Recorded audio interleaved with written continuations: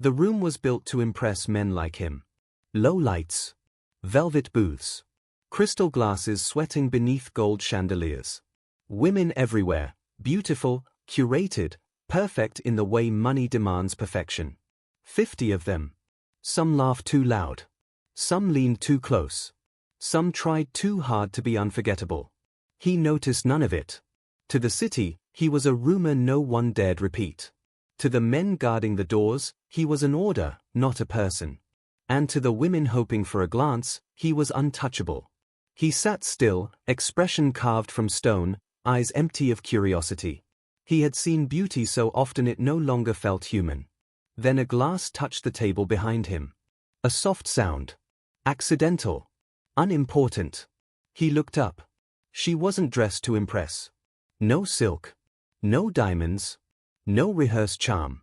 Just a black waitress moving through the room like she didn't belong to anyone. She didn't recognize him. Didn't hesitate. Didn't lower her eyes. She set the drink down and smiled. Not the kind meant to seduce. Not the kind meant to survive. The kind that existed before the world teaches you to hide it. For the first time that night, his breathing shifted. Something tightened in his chest. Sharp. Unfamiliar. Not desire. Not hunger. Recognition. The music kept playing. The women kept talking. The guards remained still. But for him, the room went silent. Because in a place built on fear and control, one ordinary smile had done what 50 stunning women could not. It stopped him cold. He didn't know her name. He didn't know her story. But before that night was over, he would make a choice that would put both of them in danger. He stayed after the smile. That alone was unusual. Normally, nights like this ended quickly. A silent nod.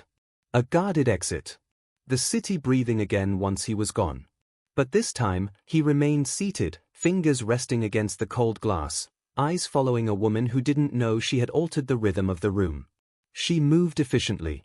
Confident, but not careless. She didn't hover. Didn't flirt. Didn't glance back to see if he was watching. That bothered him more than it should have. Men like him were used to gravity bending toward them. Attention followed without effort. Fear did the rest. But she walked past his table as if he were just another customer with an expensive watch. One of his men leaned in, voice low. "Do you want her removed from your section?" He didn't look away from her. "No." The answer came too fast. The waitress stopped near the bar, laughing softly at something a coworker whispered. It wasn't loud.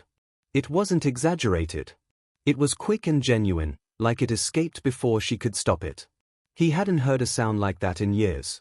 He tried to place it. Attraction didn't fit. He'd felt that before, sharp, physical, empty. This was different. This was unsettling. She returned to his table a few minutes later, eyes on the tray, professional. "Anything else I can get you?" she asked. Her voice was calm. No tremor. No awe. He met her eyes this time. Dark, steady, unafraid. She didn't recognize the men behind him. Didn't notice the way the guards subtly shifted. To her, he was just a quiet man in an expensive room. "No," he said. Then paused. "What's your name?" A simple question. One he hadn't asked a woman in longer than he could remember. She hesitated, just briefly. "Amora." The name stayed with him. Soft. Real. "Thank you, Amora." She nodded, already stepping away. That should have been the end of it. But the night stretched on. Drinks were poured. Deals whispered. Eyes watched him from across the room. Still, his attention drifted back to the same place. The same movement. The same smile that appeared and disappeared without permission. His world was built on control. Every person around him existed because he allowed it. Fear, loyalty, money, those were predictable currencies. Amora belonged to none of them. And unpredictability was dangerous. When another woman slid into the empty seat beside him, her perfume sharp and deliberate, he didn't react. She touched his arm. He didn't flinch. Her presence barely registered. Across the room, Amora noticed. Not him, but the imbalance. The way the woman leaned too close. The way the guard's eyes never left the table. Something didn't sit right. She looked away. That was when he knew it wasn't one-sided. Later, as the crowd thinned and the music softened, Amora approached again to clear the table. He watched her hands this time. Steady. Unmarked. Working hands. You don't belong here, he said quietly. She glanced up, surprised. I work here. That's not what I meant. She studied him for a second longer than necessary. People don't always belong where you expect them to. A dangerous answer. He almost smiled. Almost. You should be careful, he said. She straightened, meeting his gaze fully now. So should you. She walked away before he could respond. One of his men exhaled slowly. Boss, this isn't wise. He knew. That was the problem. As he stood to leave, he saw her at the edge of the room, tying her apron, unaware of how closely danger now followed her shadow. Unaware that she had been noticed by men who never forgot faces. He paused at the door, turning back once more. Amora looked up at the exact same moment. No smile this time. Just eye contact. And something unspoken passed between them, curiosity, warning, possibility. He left without another word. But the night didn't release him. Because for the first time in years, power hadn't followed him home. Her name did. The next morning, the city woke under the grey sweep of winter light, unaware of the quiet storm brewing in one of its quieter boroughs. Amora's apartment smelled faintly of coffee and old textbooks, and the clatter of dishes reminded her that she was alive, surviving, existing, even if it felt like the world outside had no concern for her. She moved on autopilot, pulling on her coat, tying her worn sneakers, and muttering a silent prayer that the day would be ordinary. It never was. The bell above the cafe door chimed, and her hands froze mid-motion. There he was. Not in a suit, not at a gala, but the same intense presence. Dark jeans, leather jacket, shoulders that seemed to command the small room as if it were a stage. The way he scanned the space, every detail, until his eyes landed on her, it was impossible to ignore. Amora swallowed hard, forcing the calm she had perfected over years of balancing customers, bosses, and rejection. What can I get you? She asked, voice professional, steady, even though her heart betrayed her. Coffee, he said. Simple. Black. No sugar. Words that carried weight without effort. She reached for the espresso machine, hands shaking slightly, trying to remind herself that she didn't belong to this world. That the danger she sensed wasn't just a story she told herself. But he didn't intimidate in the usual sense. He intrigued. He unsettled. He forced her to feel. You were at the gala last night, he said as she slid the cup across the counter, fingers brushing just long enough to spark awareness that went beyond caffeine. She flinched but kept her composure. I was. Simple. Guarded. Alarm bells screamed in her mind. Men like him didn't come looking for women like her. Not in the mornings. Not in any normal sense. I wanted to see you again, he added, the words carrying a sincerity that was disarming. No manipulation. No hidden agenda she could read. Just honesty. She froze. She should have walked away. Should have maintained the careful boundaries she had built around herself. But something in his eyes, a vulnerability buried beneath control, beneath power, made her hesitate. Made her heart betray her caution. Why? Her question was barely a whisper, more to herself than him. Because you smiled, he said simply. And it was the most real thing I've seen in months. The cafe noise faded. The grinding of the espresso machine, the chatter of regulars, even the hiss of the steam wand disappeared, leaving only that statement hanging between them. And she realized that he wasn't exaggerating. He wasn't playing a game. He had been genuinely struck. She shook her head, trying to push the feelings away. It's part of the job, she said. Smile automatic. Guard up. Don't let him see too much. Not like that, he said. Not like you meant it. Her breath caught. Every instinct screamed danger. Every memory of promises she had made to herself, never to fall, never to risk, never to allow herself to be the distraction, flared like fire in her chest. And yet, she wanted to believe. Just for a moment. The shift ended too quickly, as it always did, and she changed out of her apron, expecting him to be gone. She told herself the flutter in her chest was relief, not disappointment, yet the longing lingered like an ache she hadn't felt in years. Across the city, he wasn't gone. He hadn't moved on. Somewhere in a penthouse, he stared at a file with her name scrawled in neat handwriting, every detail catalogued, every address, every routine, every subtle preference noted. Planning. Calculating. Waiting. He didn't need to be told that she had no idea. That was the point. The tension built in silence. Weeks passed with brief glances in public spaces, unintentional collisions that set hearts racing. Every shared moment became a spark threatening to ignite into something uncontrollable. Amora's world, normally measured and predictable, began to fray. Nights filled with auditions, shifts, and classes were haunted by thoughts of him. His smile. His intensity. The way he had noticed something in her that no one else did. And yet, she couldn't allow herself to give in. She had rules. Rules built on survival. On avoidance of chaos. And he, unknowingly, represented chaos in its purest form. But the universe, it seemed, had other plans.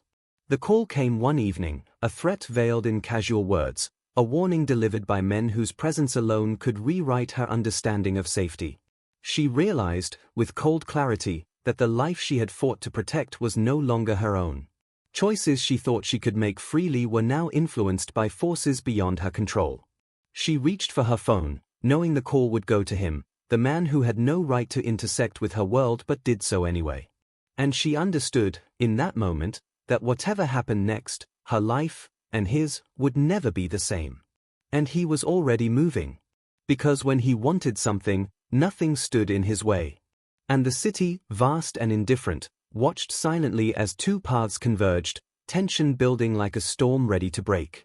The day she had been dreading arrived in the quiet of the early afternoon. Amora had convinced herself that ignoring the messages, hiding in her routines, and keeping her head down would be enough. But it never was. Her phone buzzed insistently, and she saw the name flashing, unknown, but unmistakably his. "I can't do this," she whispered, pressing the phone to her ear. Her voice shook, betraying the fear she had worked so hard to suppress. "I can't. It's too dangerous. For me, for them, for everyone." "Amora," he said, voice calm but sharp, the kind of calm that hinted at controlled violence. "You're not safe there. You're not safe anywhere in your world. I'm coming to get you." She froze, every muscle in her body stiffening. This was exactly what she had feared. Her mind flashed to every story she had ever heard, every warning she had given herself about men like him. And yet, beneath that fear, something else flickered, a pulse she couldn't ignore. Something urgent, something alive. "I can't risk my family," she said, almost in tears. "I can't put anyone in danger because of me. You don't understand." "I do," he said quietly, but there was a weight to it, a promise in the stillness. "But you need to trust me." By the time he arrived, she had packed only the essentials: wallet, phone, keys. Nothing else. Her apartment, her sanctuary, now felt like a cage. The streets outside whispered danger, and every shadow seemed alive with threat. But when she saw him waiting at the corner, sleek in black leather, that controlled intensity still radiating, something inside her twisted between relief and panic. "Get in," he said simply, and she obeyed. The Mercedes glided through the streets, weaving between yellow cabs and morning commuters, silent except for the hum of the engine and the tension that clung to the air like smoke. She tried to make small talk. Anything to anchor herself. "It's just, all of this feels sudden. You showing up, taking over my life without asking." He glanced at her, eyes sharp yet unreadable. "I couldn't wait. You smiled at me.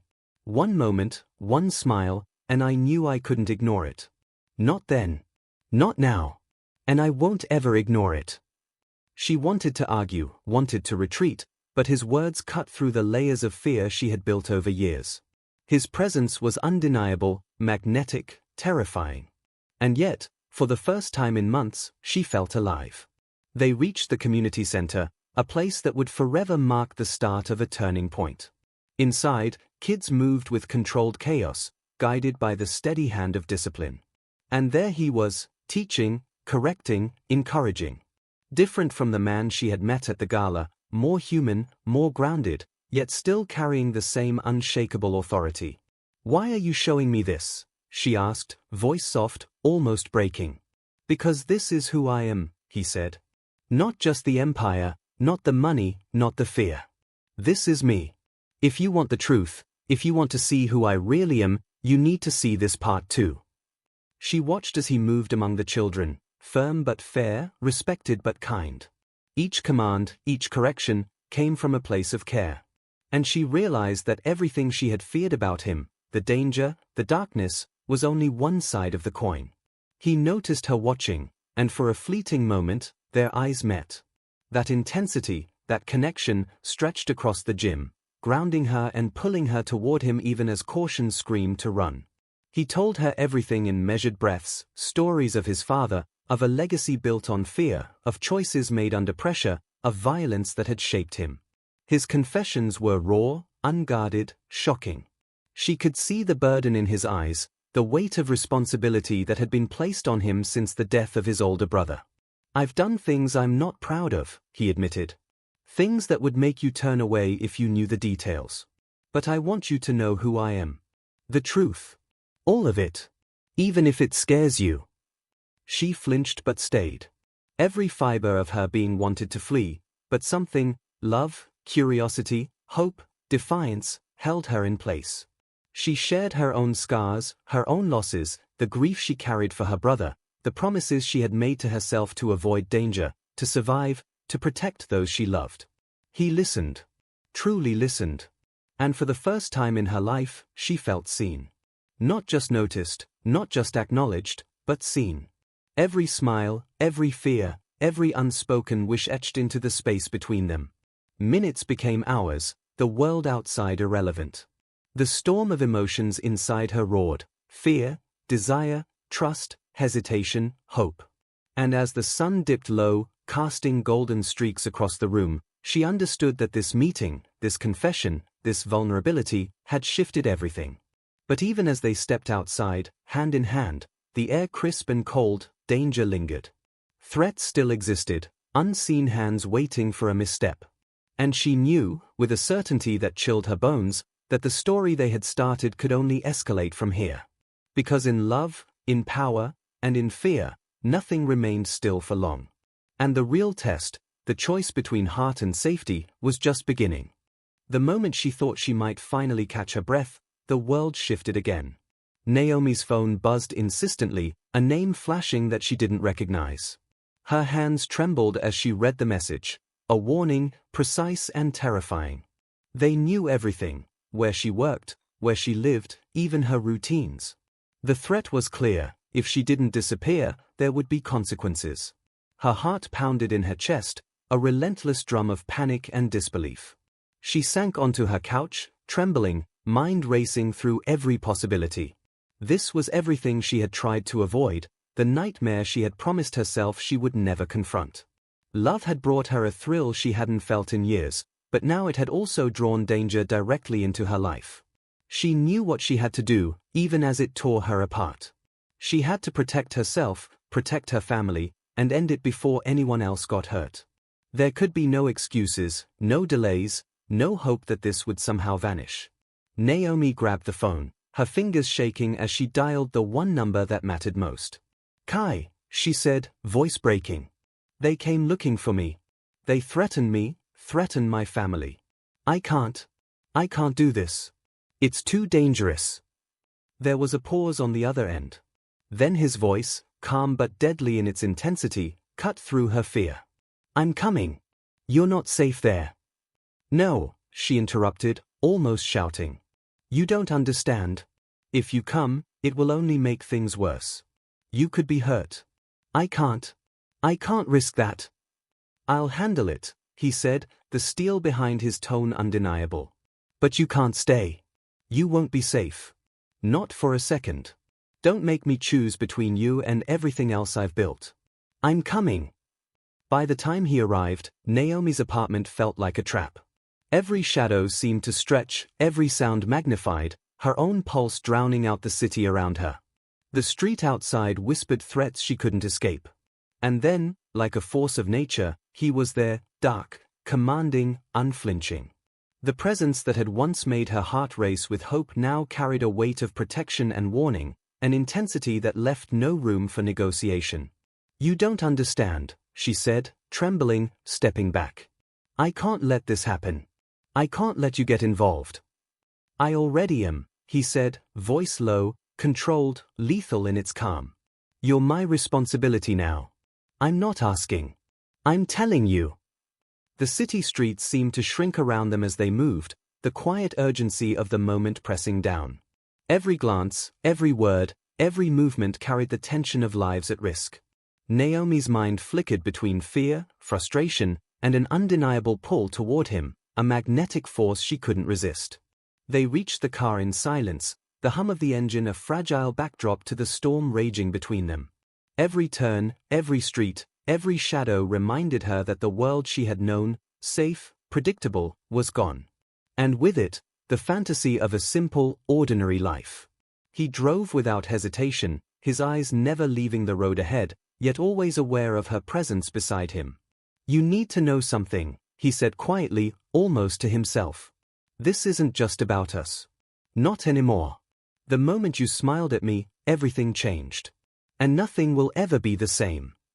Naomi swallowed hard, her throat tight. "I don't know if I can survive this. If I can survive loving you." "You will," he said firmly. "But we have to be smart. We have to move, think, act, and sometimes, we have to let go to survive. But never forget this, never forget what we had, or what could be. I will not let anything happen to you. I swear it." Even as she tried to process his words, the tension didn't ease. Every street corner, every passerby could carry danger, every shadow a reminder of what was at stake. She understood, painfully, that love was no longer simple. It was a battlefield, a negotiation with fate itself. And the next moves would determine everything, their lives, their hearts, their very future. As they drove into the unknown, the city stretched endlessly before them, a maze of threats and possibilities. Naomi felt the weight of the choice she had made pressing down, yet within that weight, a fragile flicker of trust, a belief that he would do everything to protect her. And somewhere in the back of her mind, she knew this was only the beginning. The real danger had arrived. The threats were real, and the stakes were higher than ever. But with him, with the man who had walked past 50 models to find her, she also felt an undeniable certainty. Some things, no matter the risk, were worth fighting for. The city continued its pulse around them, indifferent and relentless. But inside that car, inside that shared moment, Naomi realized the truth. Danger could come from anywhere, shadows could hide behind every corner, and enemies could strike without warning. Yet she had chosen. And in choosing, she had started a story that could never be undone. The question now was simple. Would love survive the storm? Or would the world crush it before it ever had a chance? And neither of them had an answer. Not yet. The world felt impossibly quiet the moment they reached the community center. The sounds of the city, the honking cars, the distant chatter, the hum of neon signs, faded into nothingness, replaced by the tension that wrapped itself around Naomi and Kai like a living thing. Every step she took toward him was measured, cautious, yet her chest beat in sync with the hope she had long tried to suppress. Kai stood at the steps, tall and unyielding, dark eyes scanning her face as though memorizing every shadow, every line, every flicker of fear and longing. "You came," he said softly, voice low, deliberate, but carrying the weight of every sleepless night, every moment he had thought of her. "I had to," Naomi said, voice trembling slightly. I couldn't stay away. Not knowing. Not anymore." There was a pause, heavy and electric, where time itself seemed to stretch, holding them in a fragile bubble outside reality. Kai's hand reached for hers, almost imperceptibly at first, then with a determination that spoke of promises made and broken, of risks weighed and chosen. Her fingers met his, a spark igniting along nerves she hadn't realized had been dormant. They moved inside, the old gym smelling faintly of sweat and rubber mats, the echoes of children's laughter from a martial arts class drifting through the air. Kai's presence there was almost jarring, his polished, dangerous persona softened by the unassuming, deliberate kindness with which he interacted with the kids. Naomi watched as he instructed, corrected, and encouraged, and she realized for the first time that he wasn't defined by his family, by his legacy, by the violence in his past. Here, he was something else entirely. Something real. Something human. "You teach them like you mean it," she said quietly when he returned to her side, breathing slightly heavier than before, a sheen of sweat clinging to his dark hair. "I want them to see options," Kai said, his tone almost confessional. "I don't want them to make the same mistakes my family made. I want to give them a choice, a future." His eyes found hers again, the intensity unrelenting. "I want to be the man I wish I had when I was their age. And I want you to see that too." Naomi swallowed, her throat tight, her heart hammering. "You're extraordinary," she said, the words catching on the weight of everything they had been through. He shook his head slightly, a half-smile tugging at his lips, vulnerable and unguarded. "No. You're extraordinary. You survived this city, survived your dreams being deferred, surviving when most would have given up. And you smiled. You smiled at me when everyone else was performing. That's what changed everything." Her breath hitched.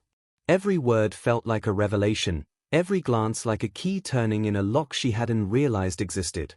She wanted to step forward, to close the distance between them, but fear still held her, fingers wrapped around her heart, reminding her of threats, of danger, of all the reasons she should walk away. Kai saw it. He always saw it. And he took her hand again, firmer this time, grounding her. "I'm not asking you to ignore the risks," he said. "I'm asking you to see me. The real me. Everything I am, everything I want to be. I want you to be part of it. But I can't force you. I can only be honest. Always honest." Her chest swelled, torn between desire and caution, love and survival, trust and self-preservation. She had built walls so high around her heart that even hope had struggled to find a foothold. And now, he was asking her to tear them down, not recklessly, not blindly, but with the promise that truth would guide them. The conversation stretched between them, each word a step closer, each pause a test of resolve. Finally, she let herself exhale, a shuddering breath of surrender and courage. "Then we start there," she said softly. "No promises beyond this moment. Just honesty. Just us." Kai's face lit with relief and something deeper, vulnerability, or unspoken gratitude. "Honest," he repeated, sealing the word between them. And then, finally, he pulled her into his arms, a slow, deliberate embrace that spoke of longing restrained for too long, of connection found in chaos, of two worlds colliding against all odds. They stayed there, wrapped in each other's presence, while outside, life continued unabated. The children's laughter, the distant honks, the endless pulse of the city, it all existed in parallel, but none of it mattered. For the first time in months, Naomi and Kai existed in a world of their own making, a fragile and beautiful universe stitched together by trust, desire, and the undeniable power of a single smile. Hours could have passed, minutes, seconds, time didn't matter. Only the electricity between them, the steadying heartbeat of understanding, and the quiet promise that whatever came next, they would face it together. And as the sun dipped toward the horizon, casting the room in a warm, amber glow, Naomi realized something she hadn't dared hope for in years. For the first time, she wasn't running. She wasn't hiding. She wasn't guarding herself against love, against possibility, against the chaos of the world. She was standing firmly in it, next to him, and with a chance to finally believe that some things were worth the risk. The storm had not yet passed. Danger still lingered in the edges of their world, shadows of the past waiting for missteps. But in this moment, in this stolen quiet of truth and connection, Naomi allowed herself to hope. Allowed herself to feel. Allowed herself to fall. And Kai? He knew, with every fiber of his being, that he would fight, protect, and love her fiercely for as long as it took. No compromises. No regrets. Only the relentless pursuit of what mattered most, her, and the fragile, incandescent bond that had started with a single, unforgettable smile. The morning sunlight spilled across Brooklyn, soft and golden, catching dust motes that danced lazily in the air. Naomi stood in front of her small mirror, smoothing the fabric of her simple white dress, the nerves fluttering in her stomach like caged birds. Maya fussed with the veil behind her, quiet except for the occasional soft encouragement. "You ready?" Naomi's gaze lingered on her reflection. She remembered that first moment at the Waldorf, the way Kai's eyes had found hers among 50 models, how his entire world had paused because of a single smile. She had fought it, run from it, tried to bury it, but here she was, ready to say yes to a life she hadn't dared to imagine. "Yes," she whispered, voice firm even as her heart raced. "So ready." The ceremony was small, intimate. The community center that had witnessed the beginning of their story now became the place where they would promise forever. The chairs were arranged in neat rows, sunlight spilling through the high windows, reflecting off the polished wooden floor. Kids from Kai's taekwondo class peeked out from the doorway, their chatter subdued, their eyes wide with anticipation. Kai waited at the makeshift altar, dressed sharply but simply, his dark eyes scanning the room until they landed on her. The moment she stepped forward, everything else fell away, the world outside, the dangers lurking in shadows, the legacy of an empire built on fear. Here, it was just them. Just love. Just possibility. "You smiled at me," he said softly when she reached him, voice cracking with emotion. "And my entire world changed." Naomi laughed through her tears, shaking her head gently. "And you froze," she replied, matching him smile for smile. "And I fell in love with a man who sees me." The officiant's words blurred into the background as they exchanged vows, promises stitched together with honesty, courage, and the weight of every risk they had taken to get here. "I will protect you. I will fight for us. I will love you every day, for better, for worse, for all that we are and all that we will be," Kai vowed, his hand holding hers as though letting go could mean losing everything. "I will stand with you. I will trust you. I will choose you, over and over again, no matter the storms we face," Naomi answered, her voice unwavering, a declaration to the universe that fear would not dictate her heart. When they kissed, it was slow, deliberate, the kind of kiss that carried months of longing, pain, joy, and triumph all at once. The kids erupted in laughter and cheers, showering them with flower petals, the petals sticking to her dress and hair as the room filled with the pure, chaotic happiness of the moment. As they walked down the aisle together, hands intertwined, Naomi felt a rush of everything, the past, the fear, the loss, the longing, all colliding into a single truth. They had survived the impossible, navigated the danger, and chosen love anyway. Outside, the city moved on, unaware of the quiet revolution that had taken place inside the community center. Manhattan's elite continued their polished performances, models continued their rehearsed smiles, but none of it mattered to them. Kai had walked past perfection and found something infinitely more precious. Naomi had let herself be seen, fully, completely, and it had changed everything. They reached the reception, a small rooftop overlooking the city skyline, and Kai pulled her close. "No regrets?" he asked, voice low, teasing even as his eyes shone with sincerity. "Not a single one," Naomi replied, smiling up at him, the wind catching her veil, her laughter mingling with the city sounds below. "Could have had an extra week with you," Kai admitted, a playful glint in his eyes. "We have the rest of our lives," Naomi reminded him, heart full, soul alight. "True," he said, pulling her closer, and kissed her again, slow, endless, the kind of kiss that sealed promises without words. "And I'm going to spend every single day making sure you never stop smiling." They danced to their first song as husband and wife, feet light, hearts heavier than ever with the weight of everything they had survived and the boundless possibilities ahead. Naomi felt her chest overflow, thinking of the smile that started it all, the smile that had frozen him in a ballroom of 50 models, the smile that had rewritten both their destinies. Kai held her close, whispering, "I love you. Forever." Naomi laughed through tears, shaking her head. "I'm glad I smiled." "And I'm glad I froze," he replied, smiling, the city glittering around them. "We collided. And I wouldn't have it any other way." As night fell over Manhattan, somewhere in a ballroom filled with flawless models and rehearsed smiles, perfection continued its endless performance. But in the streets, in a small community center, on a rooftop in Brooklyn, two souls had found something infinitely more beautiful, messy, real, daring, breathtaking love. And it all began with a single, unforgettable smile. Smash that like button if Kai and Naomi's story made your heart race. Subscribe for more emotional, heart-stopping romance journeys. Comment below, was it the smile, the goodbye, or the reunion that got you? Which story should we explore next, Eric's secret love, or Maya's unexpected romance? You decide. And remember, sometimes, the smallest moments change the biggest lives. Please subscribe for more interesting stories.